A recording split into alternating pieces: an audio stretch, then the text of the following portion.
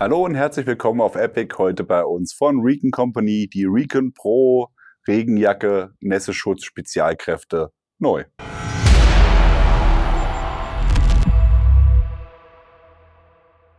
Wir haben es euch auf der GPEC kurz angeteasert und auf der Enforce Tech die Regenjacke von Recon Pro vorgestellt mit einem durchgängigen Zipper. Wir packen euch beide Videos hier ans Ende dieses Videos und auch nochmal die Informationen zum ersten Video, denn wir haben hier schon mal ein Video drüber diese Jacke gemacht, allerdings in Flecktarn.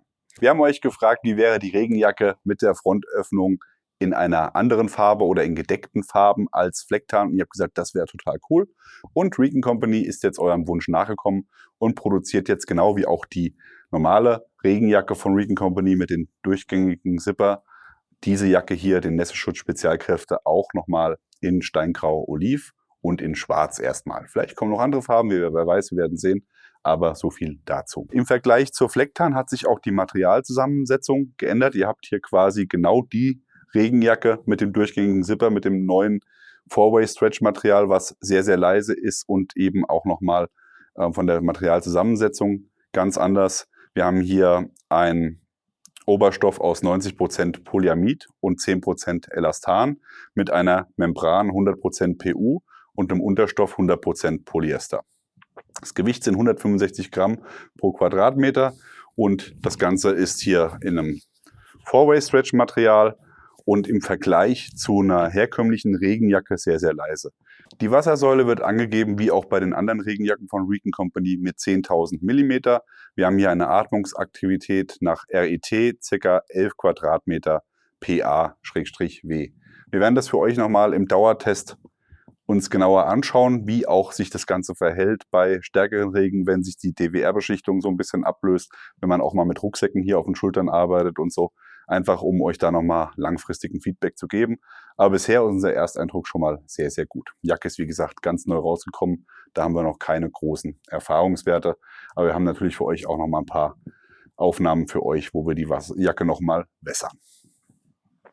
Von der Ausstattung her oder von den Features her ist die Funktion, denke ich, klar. Wir brauchen die Idee war, eine Regenjacke zu haben, die man über der Ausrüstung trägt, einfach um dann von der Atmungsaktivität her nicht zu viel zu verlieren. Es gibt ja entweder die Option, ich ziehe eine Regenjacke an und meinen Plattenträger drüber, um an meine Ausrüstung dran zu kommen, oder aber ich mache es in der anderen Richtung. Dann habe ich aber in der Regel, wenn ich meine Regenjacke über der Ausrüstung trage, immer das Problem, wie komme ich an meine Ausrüstung dran? Und das wurde hier mit dieser Jacke so gelöst, dass man hier einen Anorak hat, der mit einem Zipper ausgestattet ist, der bis zur Brust geht und dann hier eine Bauchlade, um an die Ausrüstung zu kommen. Die schauen wir uns auch mal jetzt als erstes an. Die ist hier die 2 Wegereißverschlüsse von YKK sind hier unter einer Flappe verborgen. Das heißt, auch da hat man nochmal einen Nässeschutz, wenn es von oben regnet. Und bei Bedarf kann ich hier an der Lasche ziehen. Die ist mit Klett an der Jacke fixiert.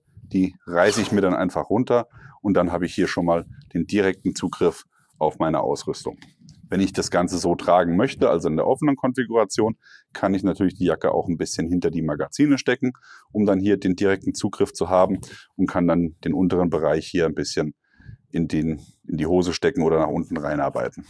Ansonsten hätte ich hier in dem Bereich auch nochmal eine große Mesh-Tasche, um dort auch nochmal kleinere Gegenstände unterbringen zu können, die nicht schwer sind.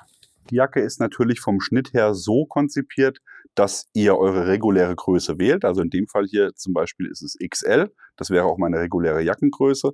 Und ich kann aber hier dann trotzdem einen Plattenträger drunter tragen. Man muss sich natürlich bewusst sein, dass bei einem Plattenträger, zum Beispiel mit einem Backpanel oder eben nochmal ein bisschen mehr Volumen, das wird dann einfach zu eng. Ja? Das heißt, wenn ihr mehr vorhabt, dann müsst ihr von der Größe her dann auch entsprechend nochmal ein bisschen nach oben gehen und könnt die Jacke dann nicht anziehen, wenn ihr die ohne Plattenträger nutzen wollt. Aber das ist ja so eine spezialisierte Jacke.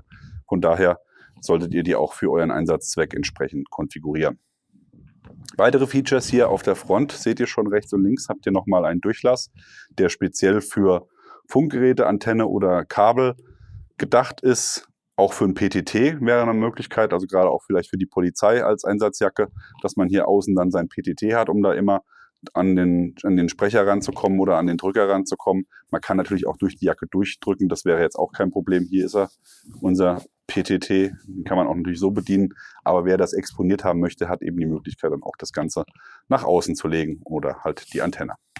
Durch das neue Material hat man sich gesagt, wir haben hier jetzt auch die Unterarmbelüftung weggelassen. Das heißt, während bei der alten Variante ein Flecktarn, wenn ich mich recht erinnere, hier noch ein Reißverschluss war, der für die Unterarmbelüftung zuständig war, ist hier jetzt nichts mehr zu finden. Aber wie schon gesagt, das Material macht das auch überflüssig. Was geblieben ist, ist hier die Belüftung auf der Rückseite. Da hat man einfach hier das Material überlappend gestaltet, dass man hier einen Eingriff hat und bei jeder Bewegung wird hier Frischluft eingesogen in den Rückenbereich, was dann auch nochmal für ein gutes Klima sorgt. Bei den Oberarmen hat sich auch was geändert und zwar, ihr habt nach wie vor ein Klettfeld mit 2 Stifteinschüben und einem Knicklichteinschub. Der Knicklichteinschub ist hier so vom Design her mit Lasercut ausgestattet, dass man hier ein Knicklicht knicken kann und dann hier reinstecken, um dann hier das Ganze farblich zu markieren. Je nach Team könnte ich dann auch mit einem Patch noch abdecken und nur 2, 3, 1, was auch immer leuchten lassen. Das wäre hier die Möglichkeit für das. Was sich geändert hat, ist bei der Flecktarn-Variante war das hier noch eine richtige Tasche. Hier ist es jetzt nur noch ein Durchgriff. Das heißt, ich bin dann hier in der Lage, bei meinem Combat-Shirt, was ich unten drunter trage, den Zipper öffnen zu können und dort dann den Inhalt zu bedienen. Somit muss ich, wenn ich meine Regenjacke über meinem Combat-Shirt trage, nicht den Inhalt von innen nach außen verlagern, sondern kann das alles so lassen, wie es ist. Ziehe einfach die Regenjacke drüber und habe dann hier einfach nur noch einen Durchgriff, um damit arbeiten zu können. Auch ein YKK-Zipper unter einer Abdeckung versteckt. Die Bündchen werden mit Klett verschlossen. Ihr habt hier eine Erweiterung über die Handfläche, dass auch hier der obere Handbereich nochmal mit der Regenjacke geschützt werden kann. Und damit das Ganze auch immer in Position bleibt, hat man jetzt neu der Jacke noch eine elastische Daumenschlaufe verpasst, mit der ich dann die Jacke in Position halten kann.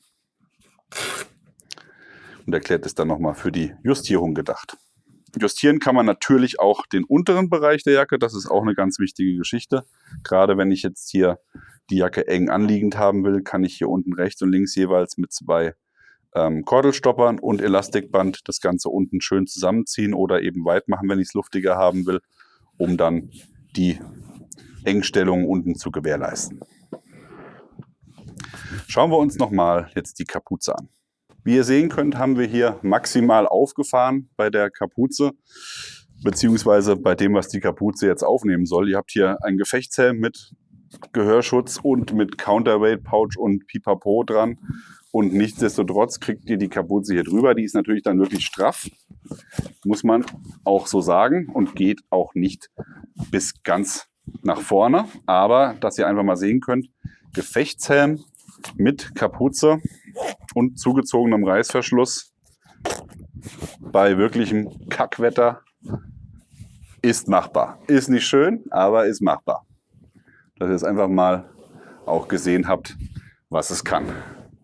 So, und jetzt gucken wir uns das Ganze nochmal ohne den Helm an, denn wir wollen uns ja auch die Features der Kapuze einmal im Detail anschauen. Okay, dann nehmen wir den einmal ab, den Kerl. So.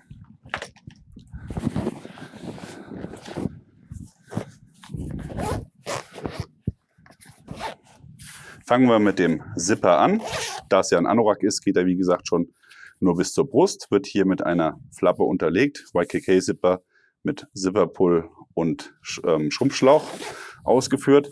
Hier im vorderen Bereich habt ihr jeweils rechts und links einen Kordelstopper mit Zugband, um dann die Kapuze hier auch justieren zu können. Da zieht ihr einfach dran und damit wird dann das Ganze hier enger gemacht oder weiter, je nachdem, in welche Richtung ihr zieht.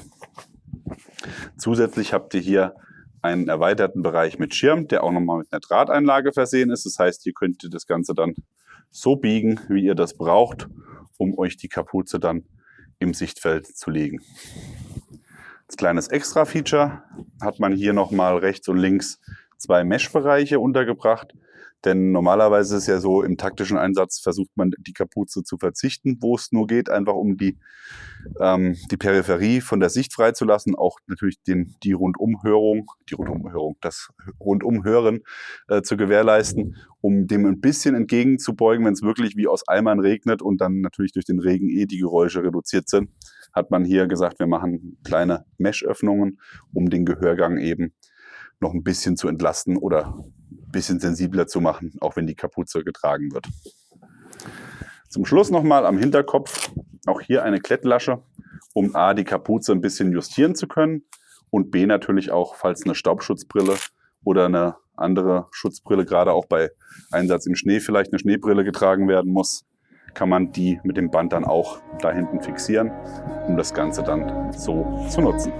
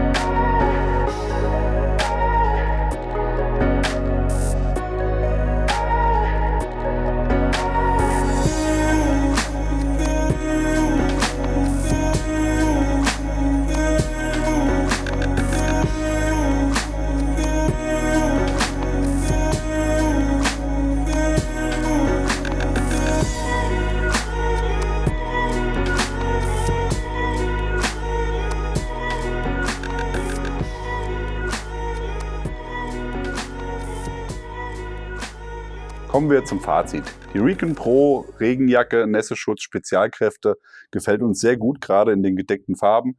Wir sind nicht mehr bei der Bundeswehr und dementsprechend brauchen wir auch keinen Flecktarn. Und ihr habt ja auch geschrieben, ihr würdet euch über gedeckte Farben freuen. Vielleicht kommt ja noch Coyote und Co. hinterher. Ich denke, das hängt jetzt noch so ein bisschen damit zusammen, ob man dieses wunderbare neue Nässeschutzmaterial auch nochmal in anderen Farben ranbekommt. Aber was wir bisher hier gesehen haben, gefällt uns sehr gut.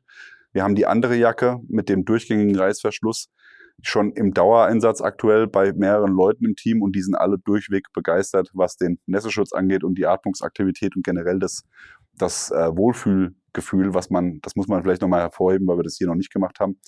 Man hat einfach nicht das Gefühl, eine Regenjacke anzuhaben, sondern eher eine Softshell vom Feeling her, aber tatsächlich dann eben mit einer Wasserdichtigkeit von einer Regenjacke. Kann man einfach nicht anders sagen, das ist echt cool gelöst und auch die Funktion hier in der Variante, um die Ausrüstung zu bekommen, gefällt uns sehr, sehr gut. Ja, wie soll es anders sein? Ihr bekommt die Recon Pro Nässeschutz Regenjacke Spezialkräfte bei, wer weiß es, Recon Company, Link ist unten eingeblendet.